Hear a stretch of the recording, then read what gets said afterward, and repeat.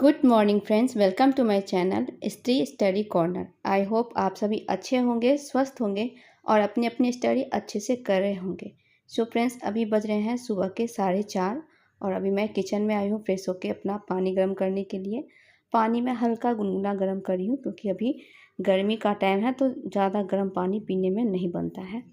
So friends, आप सबको तो पता चल ही गया होगा कि बीपीएससी ने अपना ऑफिशियल जो है डेट जारी कर दिया है, जिस TRE 3.0 का री एग्ज़ाम डेट।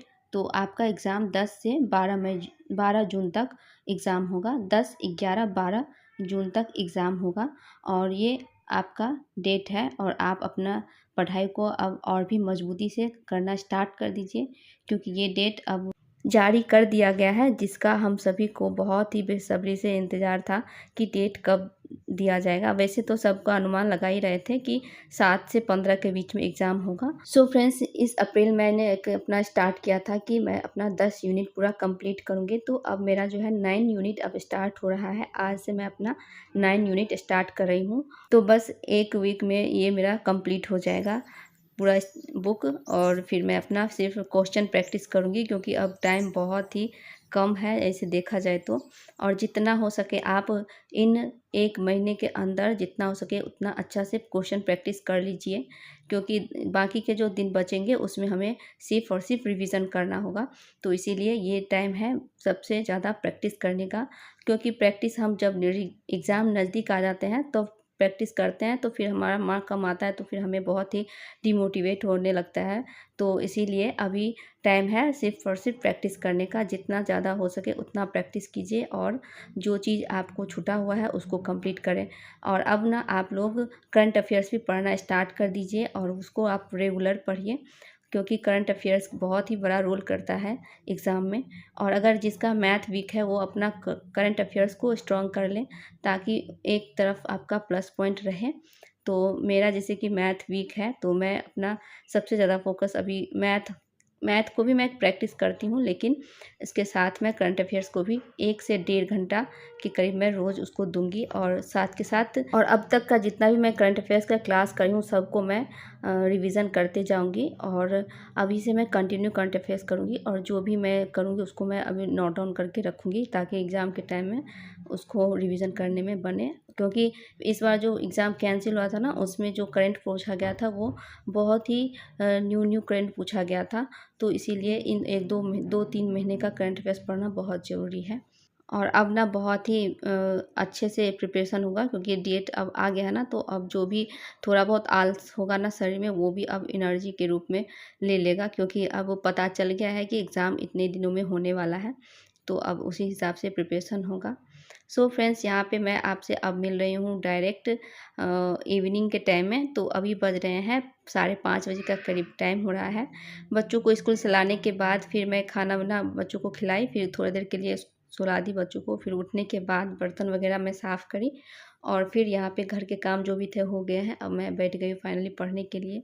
तो अभी से मैं 8 बजे तक पढ़ूँगी और अभी मैं अपना नोट्स को भी लर्न करना स्टार्ट कर दी हूँ क्योंकि अब वो टाइम आ गया है बहुत ज़्यादा नज़दीक। तो अब साथ के साथ मैं नोट्स को भी लर्न करूँगी। तो रोज़ के मैं डिवाइड कर लूँगी कि रोज़ मुझे 2 सब्जेक्ट का 10-10 पेज लर्न करना है। तो इस तरह से जो है 1 मंथ में सारा जो भी मेरे पास नोट है उसका कंप्लीट हो जाएगा। तो इसी तरह से मैं अपना प्रिपरेशन अभी स्टार्ट कर रही हूँ। तो आप सबको उम्मीद करती हूँ कि ये आइडिया पसंद आया होगा और आप भी अगर चाहते हैं इसी तरह से तो आप लोग भी अपना नोट्स को रिवीजन करना स्टार्ट कर दीजिए। और आप भी अगर आपको भी लगता है कि नोट्स इतना कैसे याद करेंगे तो आप भी इस तरह से डिवाइड कर लीजिए चैप्टर को, पेज को। तो उस हिसाब से आप लर्न करेंगे तो आपके लिए आसान रहेगा।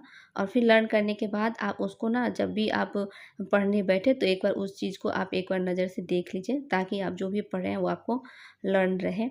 तो इसी तरह से आप बार बार एक ही चीज़ को देखेंगे ना तो वो चीज़ आपके दिमाग में छप जाएगा और आप ना भूलेंगे नहीं। एग्ज़ाम अभी नज़दीक है तो इस तरह से प्रिपरेशन होना चाहिए ताकि हम जब क्वेश्चन देखें तो बस एक नज़र में उसका आंसर में टिक लगा सकें। कभी कभी होता है ना कि क्वेश्चन को देखने के बाद लगते रहता है कि इसका आंसर ये भी हो सकता है और इसका आंसर तो ये भी हो सकता है। दो दो आंसर क्वेश्चन के आंसर्स में कन्फ्यूज़न हो जाते हैं। तो इन्हीं वजह से होता है जो हम रिवीजन बहुत कम करते हैं। तो इसीलिए इस चीज़ को आप ध्यान रखिएगा। और मेरे साथ तो ये बहुत होता है, तो इस चीज़ को मैं भी अपना ध्यान रखूँगी, क्योंकि मेरे से ना जो ईज़ी क्वेश्चन होते हैं वही थोड़ा गलत हो जाता है। प्रैक्टिस सेट में मैं इस चीज़ को देखती हूँ और बार-बार वही चीज़ होते जा रहा है, तो उस चीज़ को मुझे ठीक करना है।